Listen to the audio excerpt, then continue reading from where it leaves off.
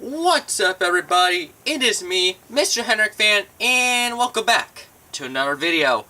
Today's video is another episode of the NASCAR Diecast unboxing series, episode 33. Today's video, though, is going to be another annual episode of the NASCAR Diecast throwback series, where I show you every single one of my throwbacks. So, like the 2016 video, I'm going to show you all the cars, and at the end I will do my top 10 favorites out of all the diecasts made. Now, there's a lot of them that I really liked 2017 that did not get their cars made. I will make on the honorable mentions, I will mention all of those. So, yeah, I will mention those as well. But there's definitely a good amount that I would put in the list if they made it in diecast. But top 10 that was made in diecast will be based.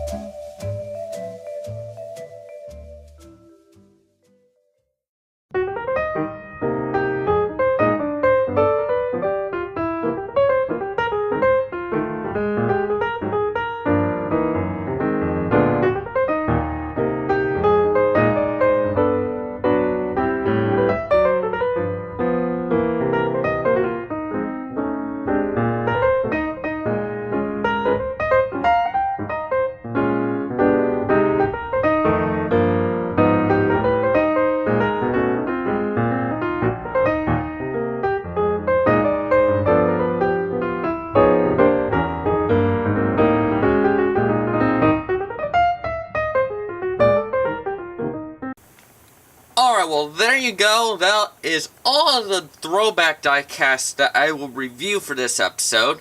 Now to the top 10 list. Before I begin, I want to let everyone know this is based on my silly personal own opinion.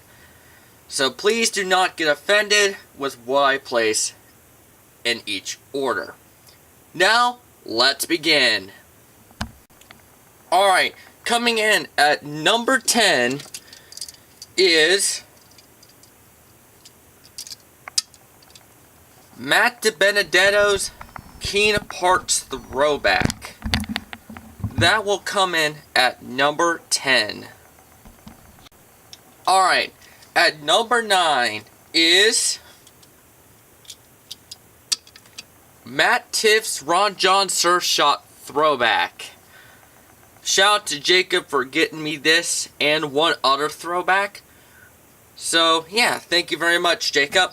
And Matt Tiff's throwback is number 9. Alright, at number 8 is Martin Truex Jr.'s Bass Pro Shops Throwback. It is a good throwback, but it isn't high on the list. At number 7 is Ryan Blaney's Ford Motorcraft Throwback. I was so close to putting this in the top 5, but there was just too many throwbacks that were a little bit better than this.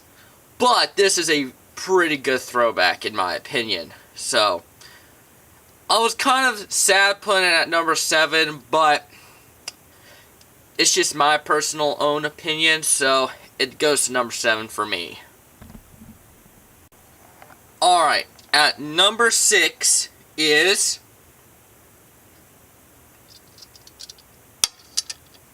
Casey Kane's Great Clips Throwback.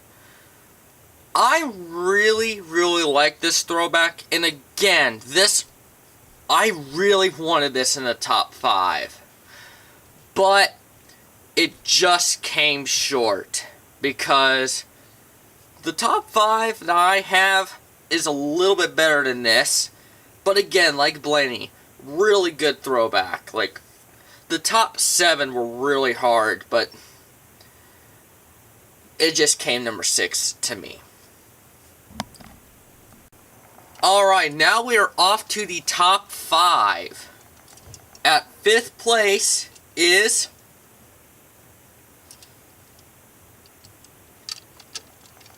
Clint Boyer's Carolina Dealers. Okay, everyone, I know everyone's shocked. Again, it was so hard. Like, this was a lot harder than I thought it would have been. But again, it had a really high potential being at least in the top 3. But again, it just came short. Great throwback though, and I give Stuart Haas credit for this. So good job on that, Stuart Haas. At number 4, and I'm gonna call this the underdog throwback of the year. Corey LaJoie's Dr. Pepper Throwback. I know, everyone is shocked. I know.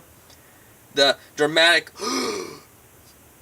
how come you could put this at number 4, but yet you would put that ahead of Blaney, Great Clips, and Casey Kane, or Clint Boyer? Well, I really love the simple in this card. The color scheme, the white and the red, and the simpleness. I really loved this throwback when I saw it first revealed. I loved it because of how it's one of the more creative ones. Simpleness, but creative in the whole thing. Like, no one talked about this car. And I will be that one person to talk about this car because I really like it. So to me, this is number 4. Just in my personal opinion. At number 3 is Joey Logano's Pennzoil Shell throwback. Again, this was another throwback I loved when I saw it, when it was first revealed. Again, I really love this throwback. The white, the red, and the yellow. It's different. And I think this is, because of how different it is and how cool it looks, it goes to number 3. I know you guys are shocked. How could I put this ahead of Boyer? But again, it's different. And I think this is a very good example of a good, different car. So it goes to number 3, in my opinion. Alright. We are down to the top 2. 2 cars are my top 2 favorites. Now, let's go ahead and reveal number 2. At the number 2 spot is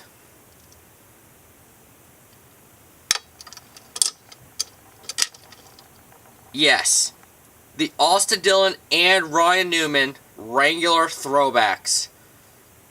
I know, everyone is probably furious that I put this at number 2. But I will explain on number 1 why I put it at number 1. But these are some amazing diecast. I really love the Wrangler throwback, but number 1 shocked me so much. I just could not put it below number 1. I couldn't. But before we reveal, let's go do the honorable mentions. Alright, for the honorable mentions, I'm going to mention the cars that just missed the cut that were able to be eligible.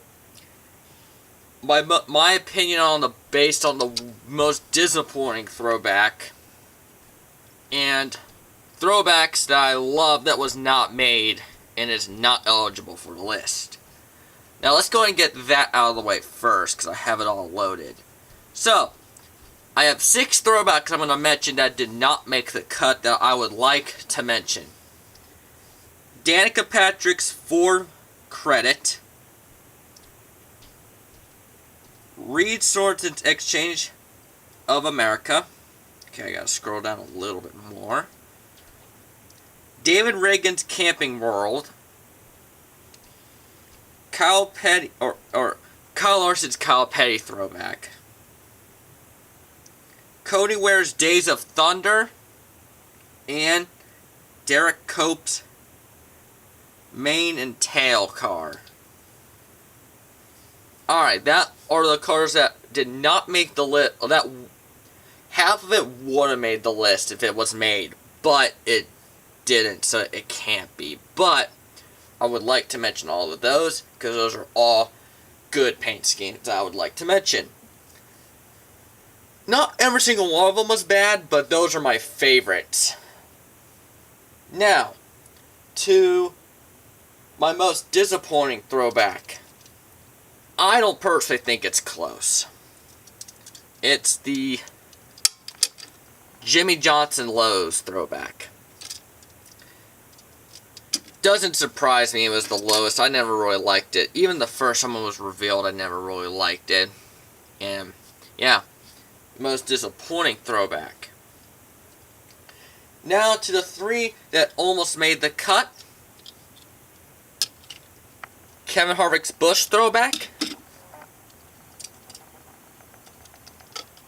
Brad Keselowski's Miller Julian Draft throwback to Rusty Wallace. And Eric Almirola's SCP throwback. Those all just missed the cut. Now to number 1. Alright, it's time to reveal the number 1 spot. Again, this was the hardest choice I've made, but it came down to one very big factor. It's time to reveal the number 1. In 3, 2, 1. The William Byron Liberty University car is my number 1 favorite. It was very close between this and the Austin Dillon and Ryan Newman Wrangler car, but at the end, the Ricky Hendrick throwback just stood out for me. Man, I can't talk. But just something about it just looks absolutely incredible. I mean, what these two have in common is they both are very creative and very simple paint schemes. But this car has a huge surprise factor, at least to me. Like, this paint scheme was a little bit more, way more of a surprise than the Wrangler car, because I knew they would bring that back at least one race. One race. So, in my opinion, this was my favorite. But I do not also disagree. This could be everyone else's number one, because I mean, I don't blame you, but to me, this was just my favorite overall. This is my number one favorite cup, but number one overall is this one, because just the detail of the car, and the detail is the simpleness, and simpleness could be a good thing or a bad thing, but this turned out to be a great thing. You can say the same about this car. It could be a good or bad thing, but it turned out great. So I was close to just saying these were a tie, but I knew you guys don't want ties, and to me, this was the tiebreaker winner. So yeah, that is my number one choice based by the tiebreaker. Thank you everyone for watching this video. Make sure to leave a thumbs up, and I'll see you guys next time. Peace.